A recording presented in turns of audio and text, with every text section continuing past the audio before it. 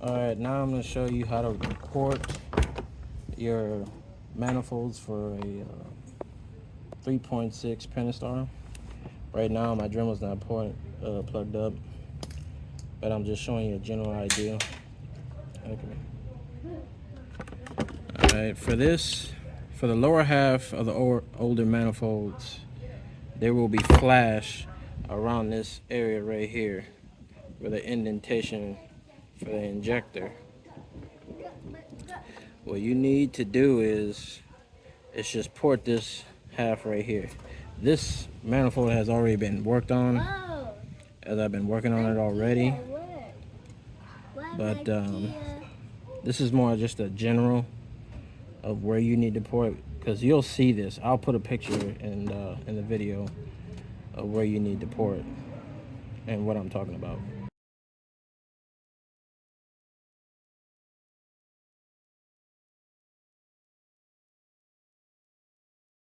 For a little bit, but I recommend doing that with sandpaper. Right now this is very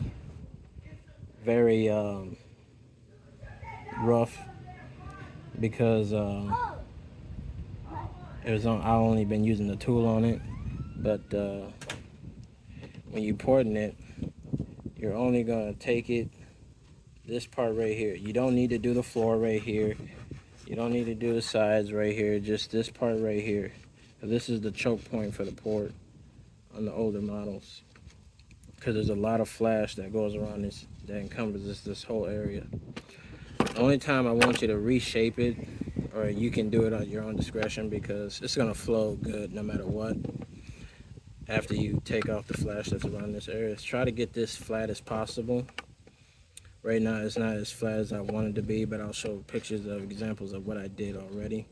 Is try to get this straight so the port goes straight down, and shave down the end boss for the injector hole at the top of the port as flat as possible. It'll be completely, you can shave this to conform flat all the way down up to a certain point. I'd say about the midpoint right here is where, no matter, you can shave it down flat, but it's still going to be an indentation there, because there's a lot of material in this area that you can take it down flat.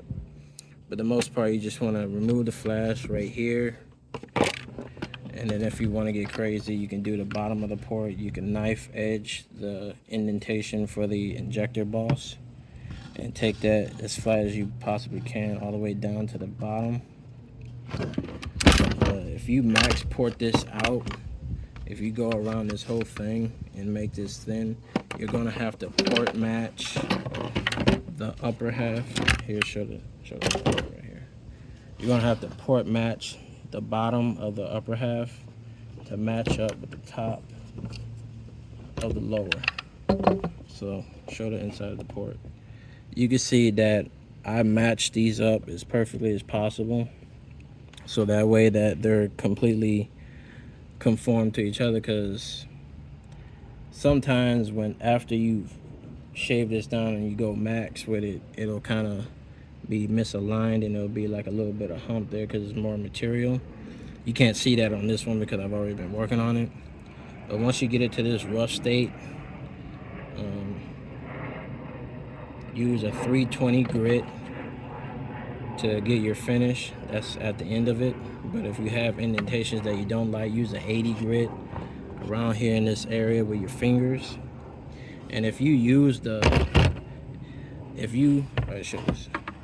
if you port the upper half and you go around the snout right here, there's like a little indentation for a duct for the vent. You can shave that flat to conform with the walls and clean up this ridge right here that usually was here, but I shaved it down to it's perfectly even. You take the Dremel, go all the way around, work it back and forth up in there, and after you did all that and it's rough, don't worry about the texture as it is.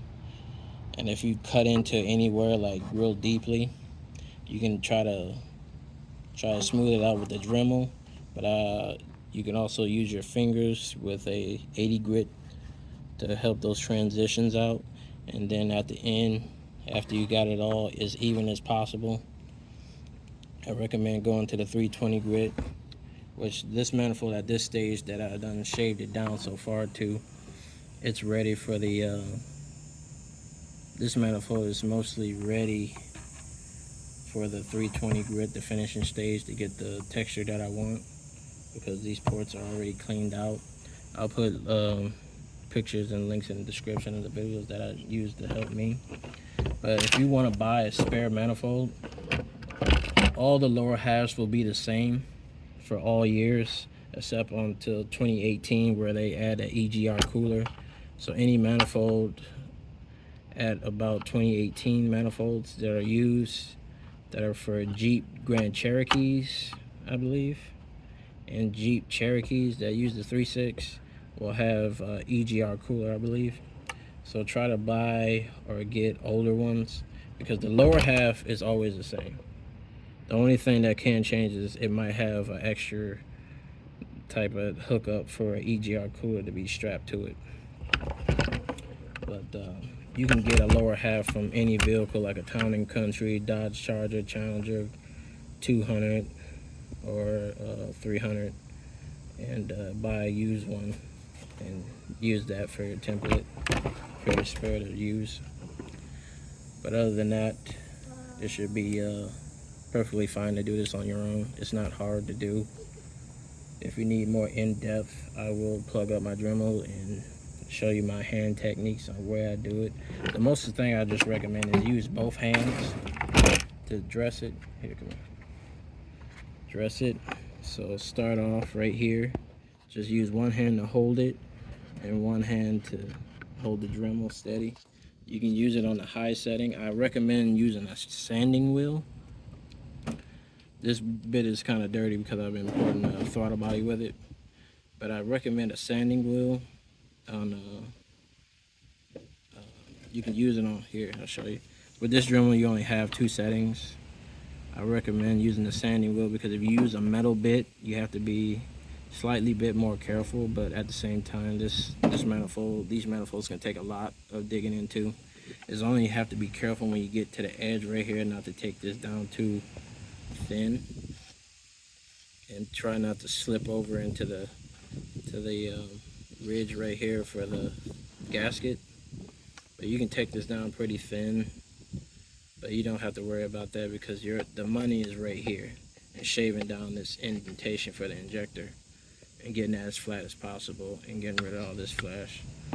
But other than that, it should be fine. Message me if you need any more help, and if you want me to go more in depth, I will. And thank you and have a good day.